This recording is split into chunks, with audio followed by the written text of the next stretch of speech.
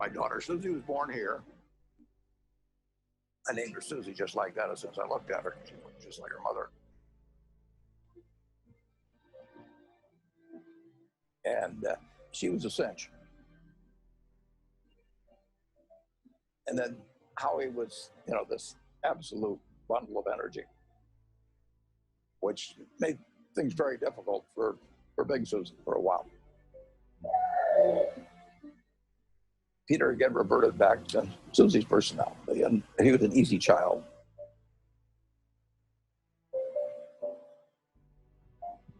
I describe my childhood as normal, but who knows what normal is? People often think, well, Warren Buffett was this famous rich guy. He was not famous and he wasn't rich when we were growing up. What I saw first and foremost, day in and day out, was consistency.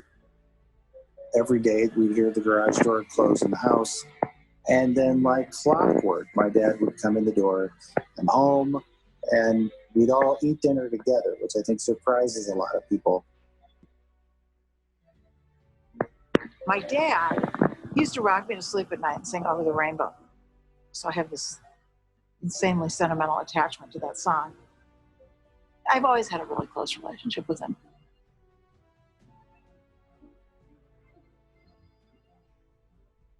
I've got 3 very different kids, and they've got a common heart, which they got from their mother.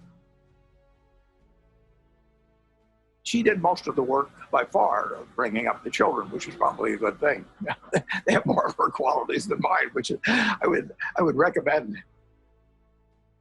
Well, my mom was the biggest part of my life growing up.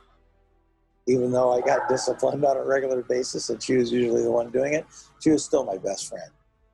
She was somebody who would help anybody. I mean, whether she knew him or didn't know him or maybe even didn't agree with them, she would still help them.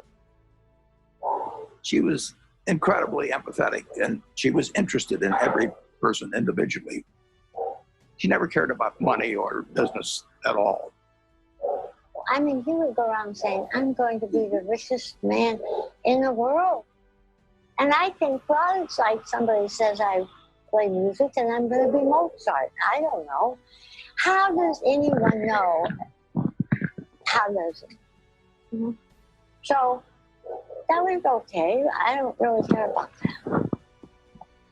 I would say that Susie led Warren toward changing his political views. He grew up as a young Republican. His father was a Republican congressman. But Susie saw things in different ways. She was the catalyst.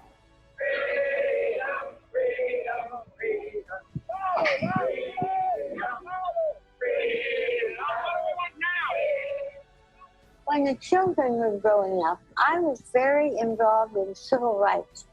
I was immersed in it. And I think that's what made Warren a Democrat. He would go with me to hear speakers. I remember that speech that Martin Luther King gave. That was one of the most inspiring speeches I had. Took me right out of my seat. My wife was with me, and we both had the same experience. It was interesting. In that speech, he talked about truth forever on the scaffold, long forever on the throne, but that scaffold sways the future. Well, he was going to be dead in 6 months, but that scaffold did sway the future. My wife was more active than I was, but I was 100% with her mentally. I was just working a little more on my own investments. But it didn't make a difference what we were going to do with the money after we made it. I thought I would pile it up over the years, then she would unpile it in terms of running one very large foundation. And I was particularly good at compounding money, and therefore society would benefit by waiting. I was genetically blessed with a certain wiring that's very useful in a highly developed market system where there's lots of chips on the table, and I happen to be good at that game. Ted Williams wrote a book called The Science of Hitting, and in it he had a picture of himself at bat and the strike zone broken into, I think, 77 squares. And he said if he waited for the pitch that was really in a sweet spot, he would bat 400, and if he had to swing at something on the lower corner, he would probably bat 235. And in investing, I'm in a no-called strike business, which is the best business you can be in. I can look at 1,000 different companies, and I don't have to be right on every one of them or even 50 of them. So I can pick the ball I want to hit. And the trick in investing is just to sit there and watch pitch after pitch go by and wait for the one right in your sweet spot. And if people are yelling, swing you bum, ignore them. There's a temptation for people to act far too frequently in stocks simply because they're so liquid. Over the years, you develop a lot of filters. And I do know what I call my circle of competence. So I stay within that circle, and I don't worry about things that are outside that circle. Defining what your game is, where you're going to have an edge, is enormously important.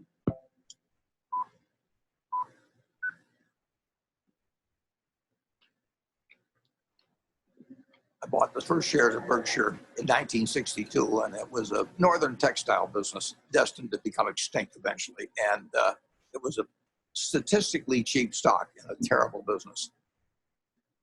Berkshire Hathaway was closing mills, and as they closed mills, it would free up some capital, and then they would repurchase shares. So I bought some stock with the idea that there would be another tender offer at some point, and we would sell the stock at modest profit. And at one point, the management asked me at what price we would tender our stock, and I said $11.50. And the tender offer came out a few months later, and it was $11.03, which is an eighth of a point cheaper. And that made me very mad, so I just started buying more stock. I just felt that I'd been double-crossed by the management, and in May of 1965, I bought enough so we controlled the company, and we changed the management.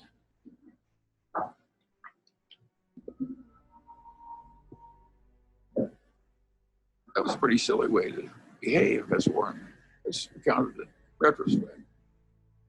One of the reasons Warren's successful is he's brutal in appraising his own past. He wants to identify misthinkings and avoid them in the future. But it was an accident that he chose Berkshire Hathaway. If the chairman hadn't tried to cheat him out of an eighth, there wouldn't have been any Buffett - Berkshire Hathaway history.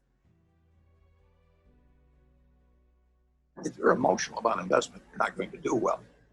You may have all these feelings about the stock. The stock has no feelings about you. Looking back, it's interesting, that tender offer, I didn't realize it, but it happened about 5 days after my dad had died. And whether that had affected me or not, I don't know. Do you remember your last conversation with your father? Yeah, but I don't want to talk about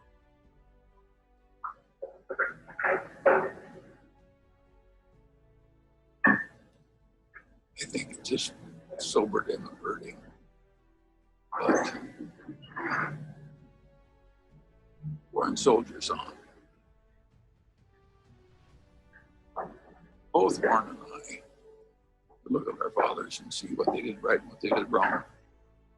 Warren's father was a real old-fashioned right-wing ideal.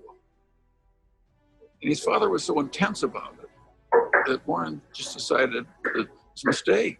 It cabbaged up your head to be that much of an ideologue. So he loved his father, but he didn't want to become that much of a true believer in anything.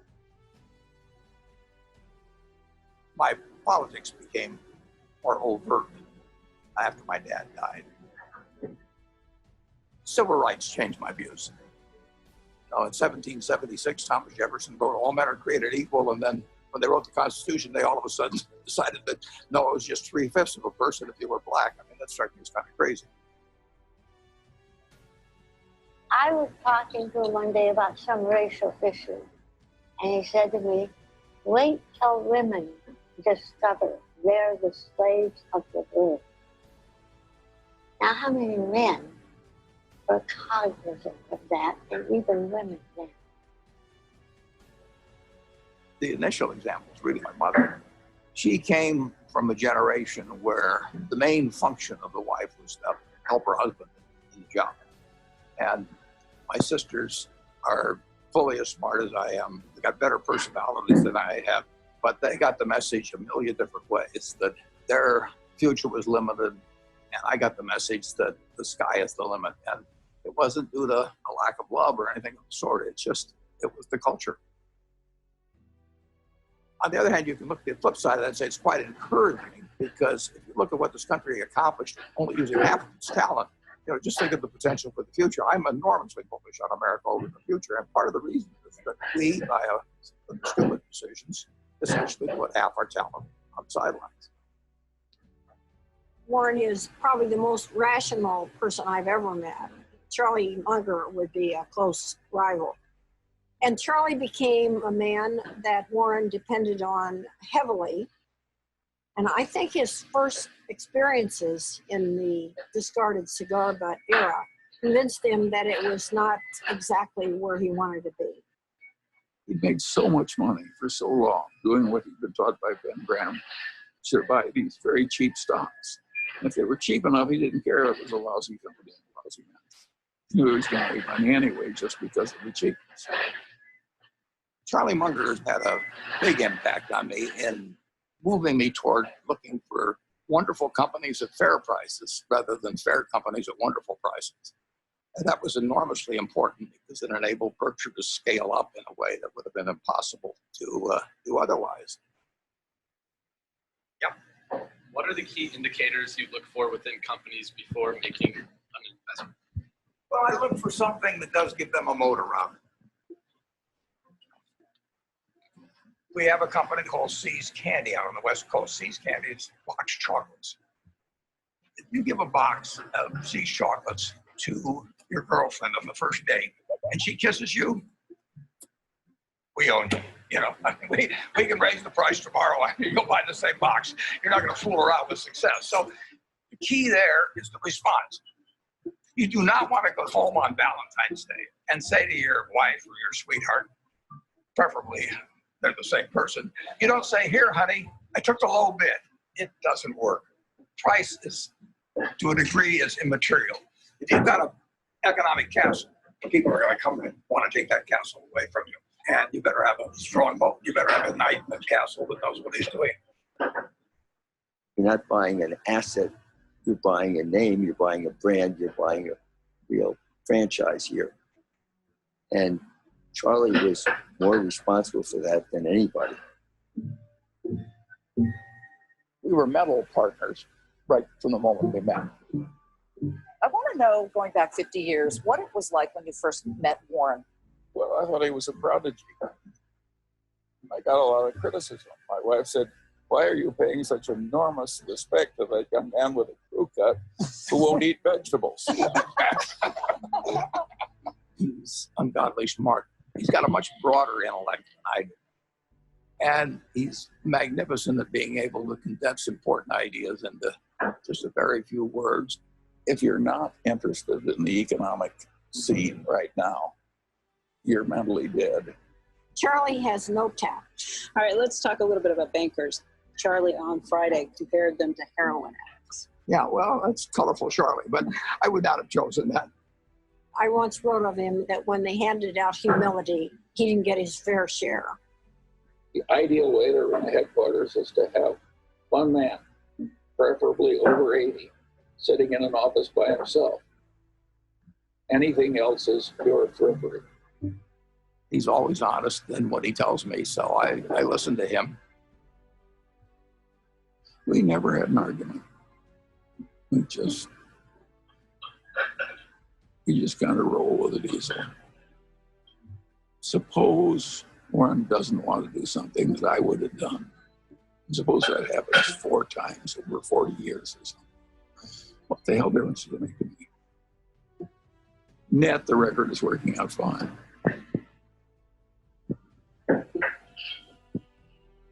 Both of us know that we've done better by having ethics. Warren's not interested in making money by cheating people.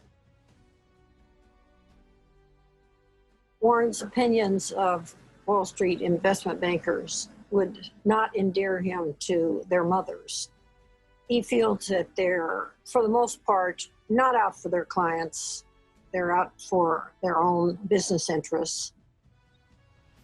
In the late 1960s, there were just a flood of accounting shenanigans and mergers built upon false accounting and misleading people.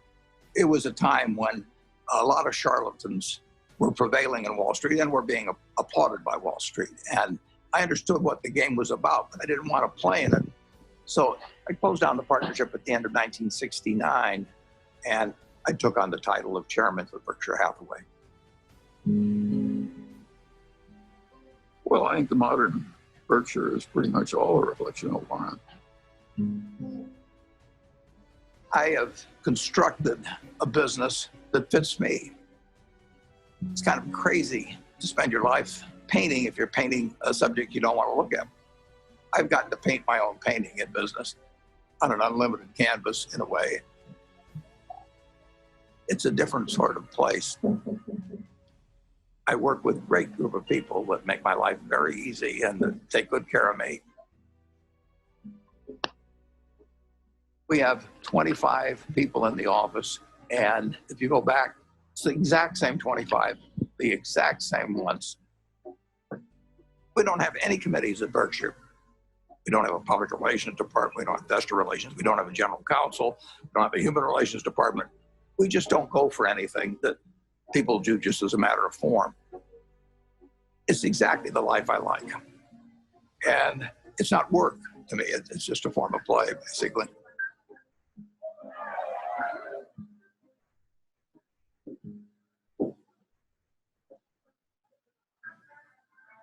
Well, I like things quiet. I shut the door, actually, at the office because I don't want to hear anybody talking outside.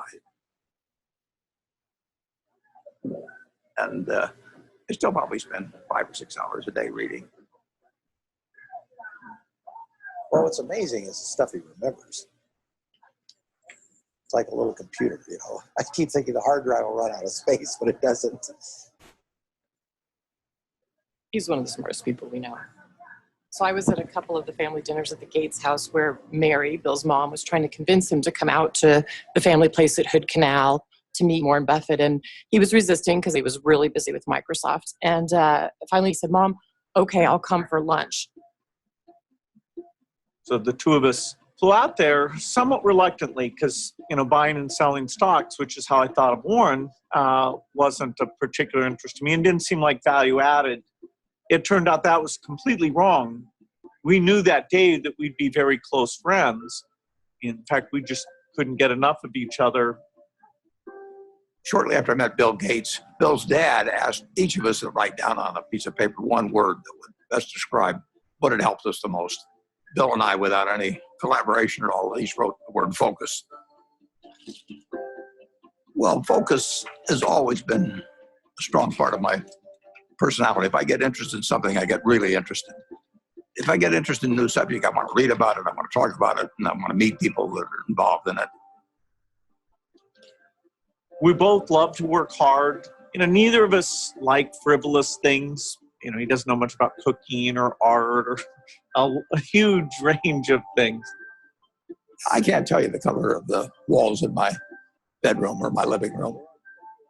I don't have a mind that relates to the physical universe well. Warren checking the Dow. But the business universe, I think I understand reasonably well. Warren's ability to size up people and businesses, it's a pretty magical thing. He is the best out of anybody we know. We should all try to be 20% as good at that. I like to sit and think. And I spent a lot of time doing that. And sometimes it's pretty unproductive, but I find it enjoyable to think about, particularly about business or investment problems. They're easy. It's the human problems that are the tough ones. Sometimes there aren't any good answers with human problems. There's almost always a good answer with money.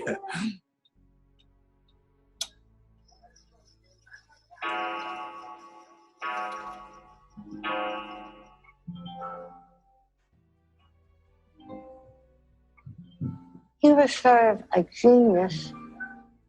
I think sometimes geniuses are by default lonely and isolated. He was not really well adjusted. He was just this funny, humorous guy who maybe had a moat around him because he was afraid and he didn't know anyone that he wanted to let in. And to this day, I mean, I don't know. Well, nobody knows him like I do, and probably any wife would say that. But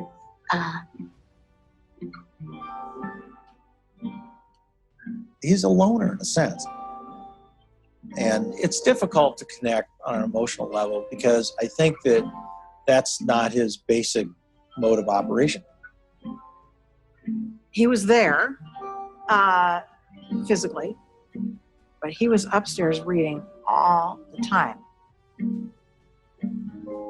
I always told my mother we have to talk in sound bites.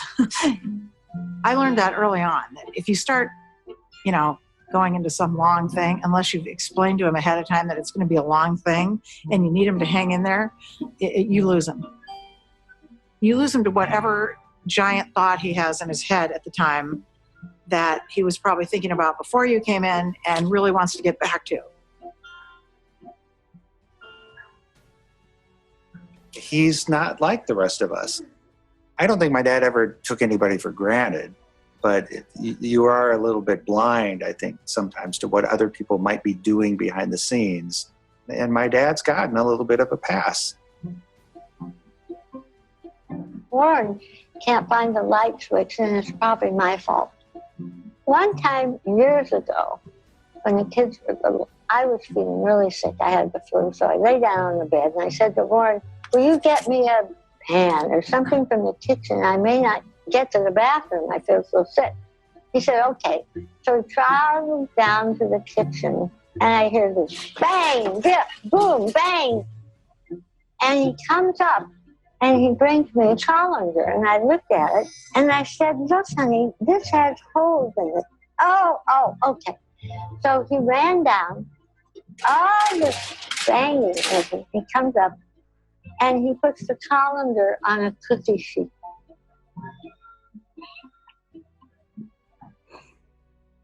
Physical proximity to Warren doesn't always mean that he's there with you.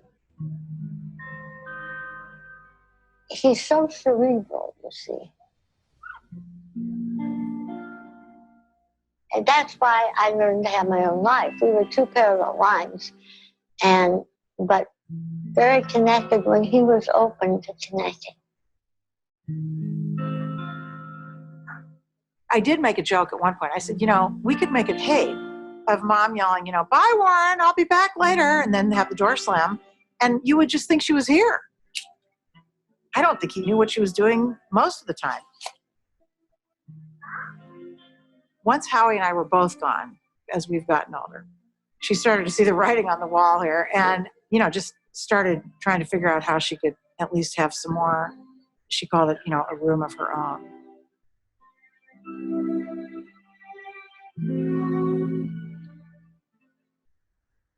Worst mistakes involve not understanding other people as well as you might.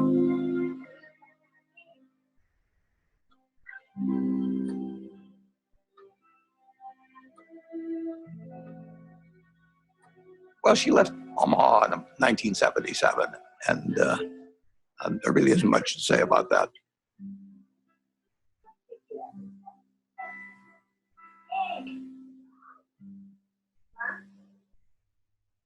It was devastating for him. And I came home because I can't say I was mad at her exactly, but I kept thinking, how can you leave him? He can't function by himself.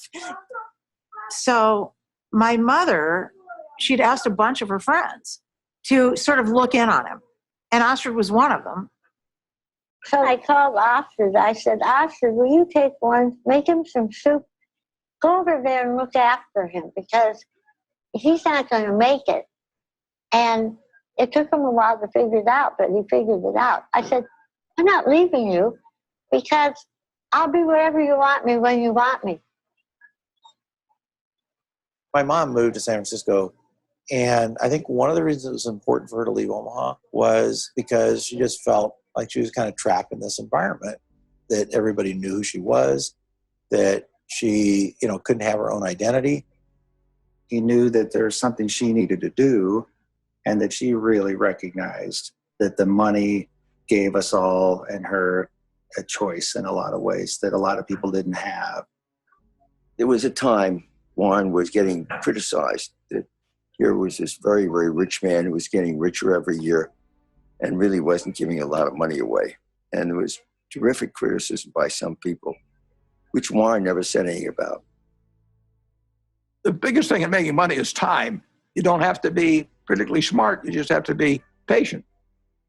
Susie didn't want to wait as much as I did, but she never quite appreciated compounding like I did. That is a disagreement we have. I run a foundation now. I think we should be giving more money away. But I understand why we don't, because it's business. To me, the crux of it is that it wasn't the money itself. You can see that in the way he lives. I mean, he doesn't buy huge paintings or build big houses or anything like that. It's all mental with him. And the money is his scorecard. And he used to say to me, everybody can read what I read. It's a level playing field. And he loves that because he's competitive. And he's sitting there all by himself in his office reading these things that everybody else can read. But he loves the idea that he's going to win. I'll tell you how you do it. Have you ever seen a juggler juggle 25 milk bottles? How did he ever get to do that? The answer is he started with 1 bottle, then 2, then 3, and just kept doing it, and pretty soon he was at 25. And that's the way we did it. So basically, we started out with cash and ended up buying a bunch of businesses, including insurance companies. Insurance is in itself a profitable business, but it has the additional advantage of creating something that's called float. And float is the money that hangs around Berkshire while a claim is waiting to be paid. And Warren turned out to have an extraordinary ability to use the money thrown off by the float to buy companies that fed the growth of Berkshire. In 1983, Mrs. B cashed in on her business by selling control for $55 million to a company owned by investor Warren Buffett.